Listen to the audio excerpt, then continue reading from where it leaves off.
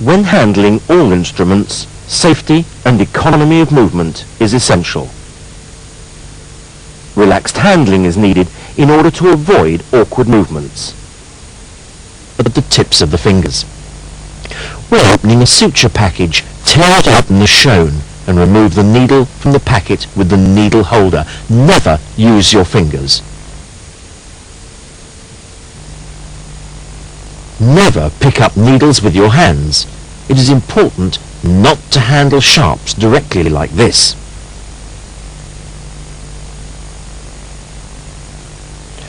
When picking up needles, use the needle holder, and then if you wish to alter the position of the needle in the needle holder, don't use your fingers, use the forceps to hold the needle and then reposition it. Also be careful when tightening sutures that the needle does not do damage outside your field of vision. Therefore, when dealing with a long thread, don't simply pull at the needle, but use the middle finger of your right hand to grasp the thread, and then use your closed forceps to take up further slack. Suture material can then be tightened without the needle leaving your field of vision. Your suture material is then passed to your assistant, and the needle is now available for your next suture.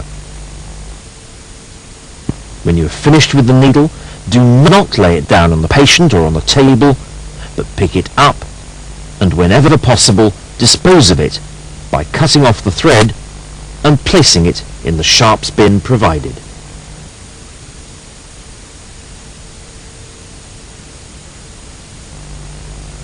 Never handle a blade with your fingers, but always use a hemostat as seen here. Slide the blade gently onto the handle. When it comes to removing it, just lift it off from the distal end and slide it off gently without jerking. Immediately place it in the sharps bin that is provided.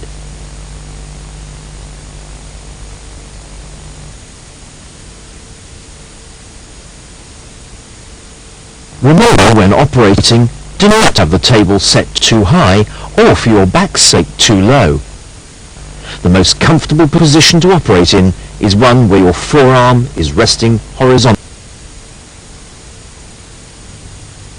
Safe and effective surgery requires correct and safe handling of all surgical instruments and sutures. Please take time to acquaint yourself with the instruments provided. Let's first of all look at the scalpel. When handling the scalpel, you do not handle it like this or like this, as you don't intend to stab anyone. Instead, handle it in this manner, using your index finger to steady it. Then you can draw it gently and carefully across the skin, as you see here, in a controlled manner. Never ever cut towards your own fingers or thumb, as it may not just be the patient that you cut. When doing delicate work with a fine-bladed scalpel, you may wish to hold it like a pen. Then finer work can be undertaken. Note how the little finger can be used to steady the hand holding the scalpel.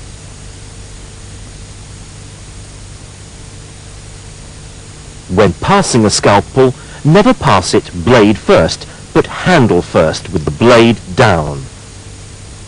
However, the safest way is always to put it into a kidney dish and pass it to your assistant or scrub nurse. Now, let's look at the scissors. There are two types of scissors. One is more robust for cutting suture materials, and the other is finer for tissue dissection. Let's look at how to hold scissors. Hold them with just the tips of the distal phalanges, with thumb and ring finger in the rings, steadying the scissors with the index finger and the middle finger. Never put your fingers right the way through, as this makes it difficult to extract your fingers from the instrument. However, by using just the distal phalanges, you get very good control for accurate dissection. If you're cutting sutures at depth, such as in the pelvis, it's often wise to stabilize the instrument over your index finger.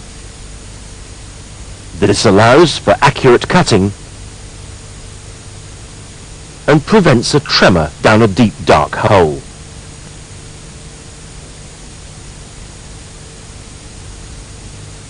We now move on to the forceps. There are two basic types of forceps. One is the non-toothed, the other the toothed. If we take the toothed forceps such as we see here, these are often used for tough tissues such as skin, while the non-toothed forceps tend to be used for more delicate tissues such as bowel. Hold the forceps as you see demonstrated here, and not grasped in your fist like this. By holding them gently, you get accurate control of the tips of the forceps.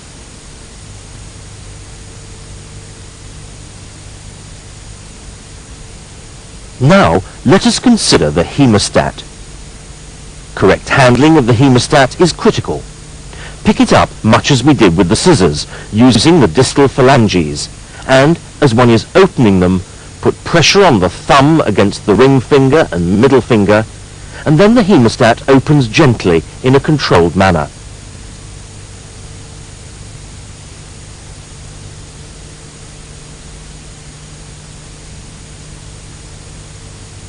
If holding it in your non-dominant hand, you might wish to hold it in this manner, and then put pressure from the middle and ring finger against the thumb and index finger, and open the hemostat in a controlled manner. Watch again. Pressure from the middle and ring finger against the thumb and the index finger, and it opens smoothly. Do not let the hemostat jerk, as this can do damage to any blood vessel it might be holding. Finally, we come to the needle holder.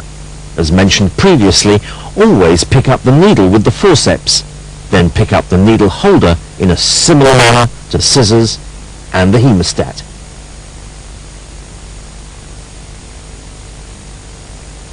Place the needle holder about 2/3 of the way around the circumference of the needle, as you see here.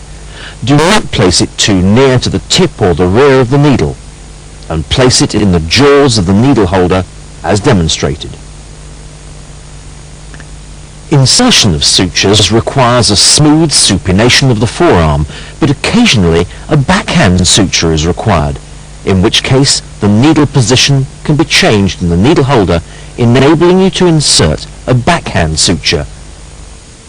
This is an exercise of forearm manipulation, with one arm pronating and the other supinating synchronously. Watch again. One arm is pronating while the other arm supinates, and therefore the needle can be changed from the forehand to the backhand very simply and